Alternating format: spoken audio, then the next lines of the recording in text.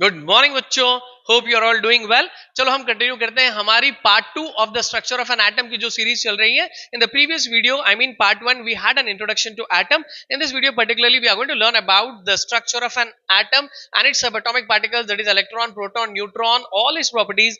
Along with that एक छोटी सी सब टॉपिक भी हम इस वीडियो में कवर करेंगे, वो है isotopes. Fine, so let us have a quick look at the structure of an atom. ये ब्लू कलर का आपको जो ये स्ट्रक्चर, सेंट्रल स्ट्रक्चर नजर आ रहा है, this is nucleus. It consist of protons, neutrons, और आपको ये जो ई आपको जो दिख रहा है, these are electrons which are distributed surrounding the nucleus in circular path called shells, orbits, या फिर इसको एनर्जी लेवल्स भी कहा जाता है। Fine, so this is a classical model of an atom proposed by a famous physicist Niels Bohr, इसलिए इसको Bohr's model of an atom भी कहा जाता है।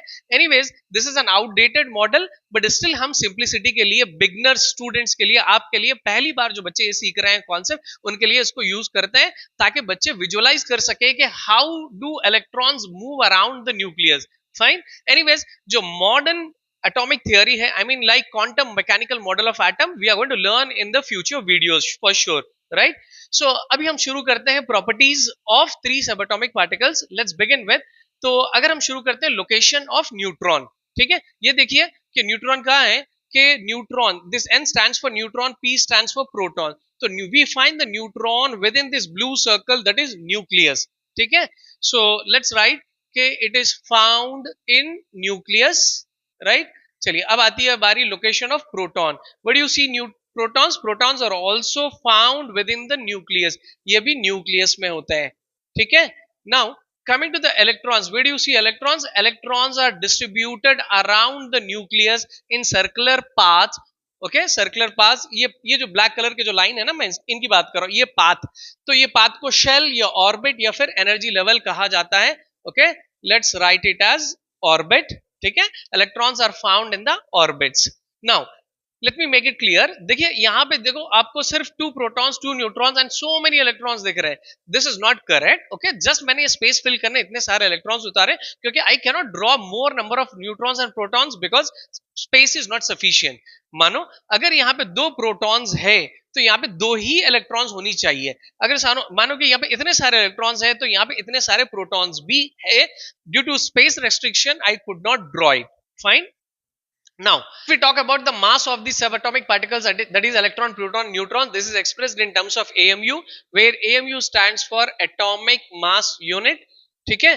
So not just the 3 subatomic particles, I mean even the atom का मास, क्योंकि ये तीनों सबएटॉमिक पार्टिकल से बनता है एटम, तो एटम का मास, उसी तरह एटम्स को कंबाइन करने से बनता है मॉलिक्यूल। सो मॉलिक्यूल का मास भी AMU में एक्सप्रेस किया जाता है। तो अब ये देखते हैं हम कि न्यूट्रॉन कितने AMU होता है। Neutron is 1 AMU, proton is also almost the same as neutron, so it is also 1 AMU।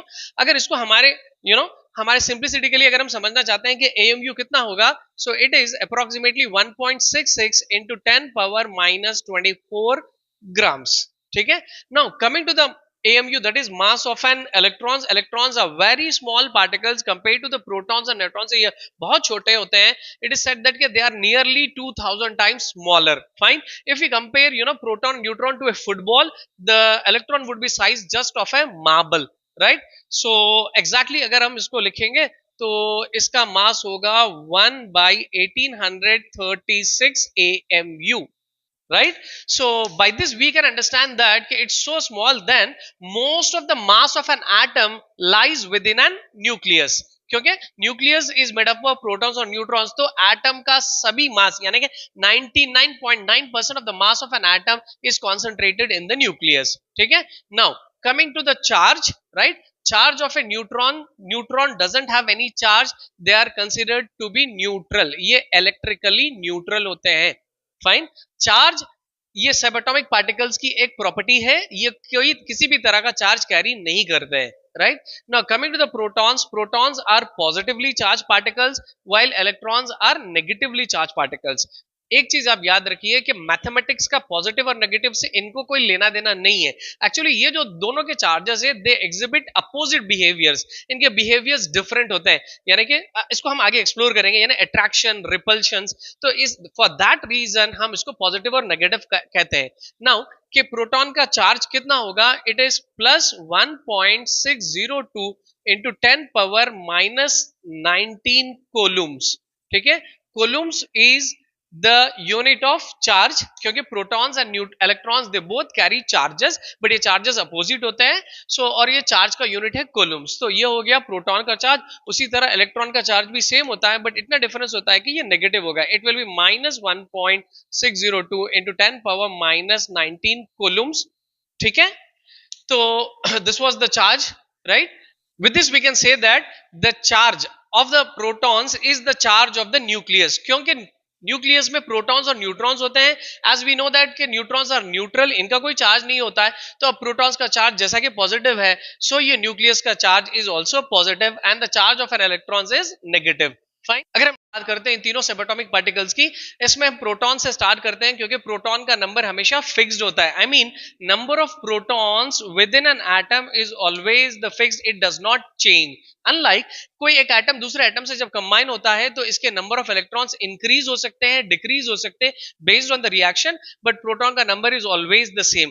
That's the reason proton is used to give an unique identity to every element। यानी हर element की एक unique identity होती है, उसका atomic number. That atomic number is all because of protons. मैं बताता हूं आपको ये क्या चीज है।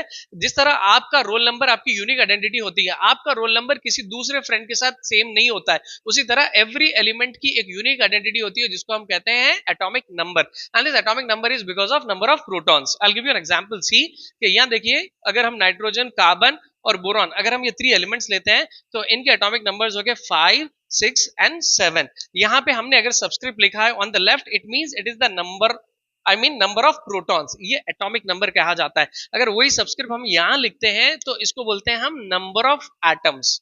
ओके, रिपीट के अगर हम यहां सबस्क्रिप्ट लिखते हैं तो ये है number of atoms of A carbon, अगर हम यहां लिखते हैं तो it is the atomic number. Okay, तो देखिए कि अगर यहाँ पे एटॉमिक नंबर 5 है बोरॉन का, इसका मतलब है कि इसके अंदर 5 प्रोटॉन्स है, राइट? इसके अंदर 6 प्रोटॉन्स है और उसके अंदर 7 प्रोटॉन्स है। Fine, so this gives a unique identity to every element. अब अगर हम बात करते हैं नंबर ऑफ न्यूट्रॉन्स की, number of neutrons is not always the same within an element. I mean कि सेम एलिमेंट के जो अलग अलग फॉर्म्स होते हैं, तो every form will have a different number of neutrons. Okay, I will tell you how. के let's take 3 different forms of carbon. हम कार्बन के 3 डिफरेंट फॉर्म्स लेते हैं। मानो this is the carbon which is found in the air, I mean carbon dioxide वाला जो carbon है, इसको कहते हैं C12। उसी तरह हमको मार्बल स्टोन या लाइमस्टोन जो पाया जाता है, इसमें जो कार्बन होता है उसको C13 कहते हैं। और सॉइल में जो कार्बन पाया जाता है, जो कि प्लांट डीके और एनिमल डीके से जो होता है, उसको C14 कहा जाता है, right? I tell you what is the difference between this 12, 13 and 14।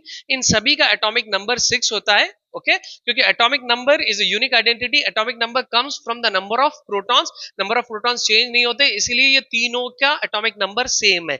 अब ये 12 क्या चीज है, मैं आपको बताता हूं कि this 12 is 6 plus 6, this is 6 plus 7 and 6 plus 8.